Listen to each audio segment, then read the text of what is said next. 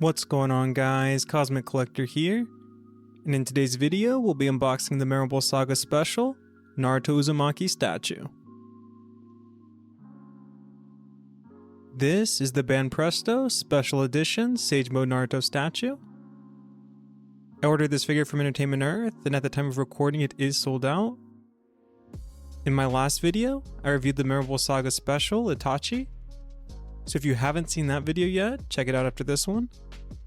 Popping up on the screen now are some of the figures I have in hand I'll be reviewing here on the channel. So if there's a certain review that you'd like to see first, just let me know down in the comments and I'll make that video next. And if you're not already, go and subscribe so you don't miss out on any of those videos. Here's a quick look at the bottom of the box. And here's the top. Now let's go and jump into the unboxing.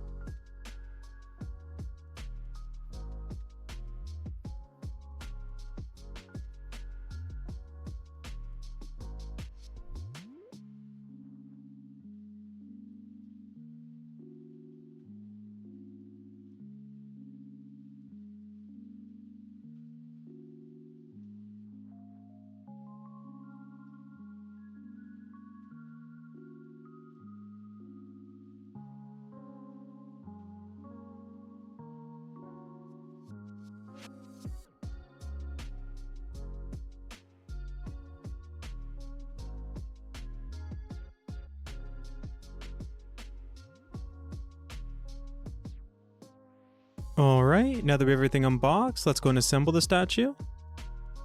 First, we'll start by attaching the legs to the torso.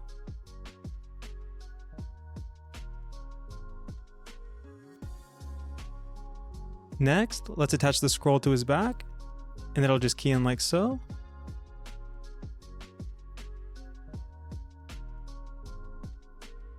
Now, let's go and attach Naruto's head.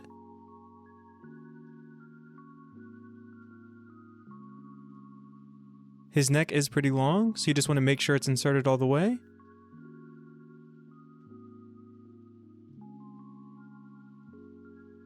Now let's attach his arm, and that'll just key in underneath his sleeve.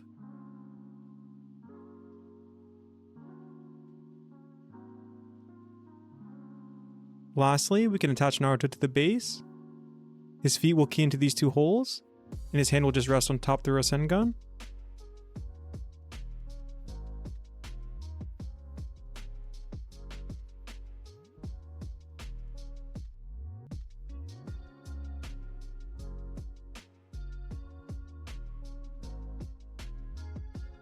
Alright, now that we have everything fully assembled, let's go and take a closer look.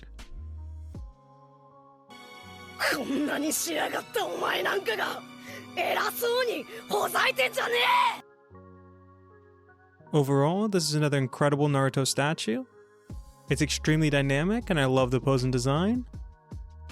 As I've mentioned here on the channel before, Sage Mode is my favorite transformation in Naruto. I love the design and the use of nature energy is super cool. This statue was designed after the scene during the Pain Invasion arc, where Naruto crushes the Osteropath. They did a great job bringing this moment to life and nailed Naruto's pose. I do wish we would have gotten the Osteropath's legs in the statue, as seen in the anime, or at least tatters of his cloak throughout. I know it might have been a little too crowded or looked a little funny with just his legs sticking out the front, so I guess it makes sense that they didn't include it, but it would have been a nice touch. Starting off with the base, I love the impact effect from the Rasengan. While the anime just showed dust clouds, this effect really highlights the power and force behind the attack, and adds some needed color and movement to the statue. There are two layers to the effect piece, and we can see the chakra or impact effect blowing outward from the center. I like how the bottom piece is flowing across the ground, and the top piece is moving upward, as if there was so much force it had to split into multiple directions.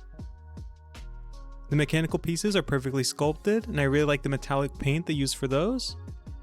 This is supposed to be the Osteropath, but it did look like a pile of parts in the anime as well, so it is scene accurate. The various components are really well sculpted, and they're also moving outward from the center due to the impact of the Rasengan. Naruto's also really well sculpted, and they nailed bringing his outfit to life. We can see his iconic jumpsuit underneath his cloak. The clothing is really well done, and we can see the creases and folds throughout, showcasing the movement in the fabric. I love the dynamism in the cloak and how it's flying upward. I love the silhouettes and unique shapes we get from characters who wear capes, and we get a similar effect here with the cloak. Naruto's scroll is also really well done, and we can see the carrying strap looped across his chest. Naruto's hands are really well sculpted, and we can see the details throughout his fingers and the back of his hands. I like the wide pose of his fingers on his right hand, and the Rasengan underneath came out great. It's being compressed, but we can still see the movement and swirling effect of the chakra. I'm really glad they didn't just sculpt it as a round ball like we've seen with the combination battle Naruto, but they still sculpted the movement and effect of the Rasengan, which really brings the attack to life. Lastly, they absolutely nailed Naruto's likeness and expression. Similar to the other two Naruto statues in the Memorable Saga line, his hair does look a little bit off. I'm not sure if it's the paint or finish, but something doesn't look quite right. And it's only for the Naruto statues as well. All the other characters in this line are perfect, but for some reason they just don't quite nail Naruto's hair on these figures. The headband, however, looks great, and I love the movement and flow we see in the straps. They're being blown backwards in the same direction as his cloak, following the movement throughout the statue. They nailed Naruto's likeness, and the decals used for his eyes are perfect. Overall, this is another great Sage Mode Naruto statue, and I'm really glad to add it to the collection.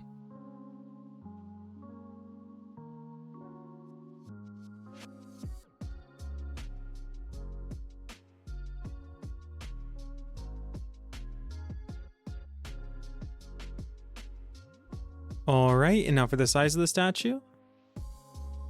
The highest point is going to be the back of his cloak, and that stands just over 5 inches, or around 13 centimeters.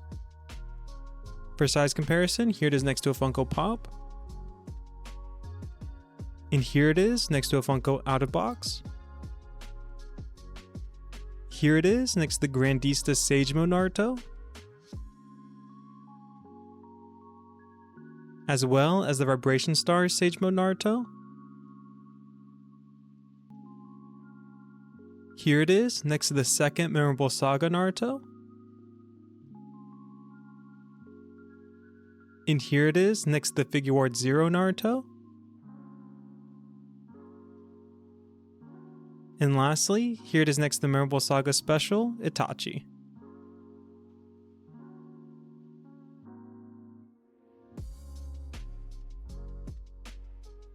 Alright guys, that's going to be it for this video. If you enjoyed, please leave a like, and let me know down in the comments what your go-to anime figure line is. And since you made it this far into the video, go and check out one of the two popping up on the screen now. The one on the left is a video that YouTube's recommending just for you, and the one on the right is a video that I recommended. And until next time, God bless.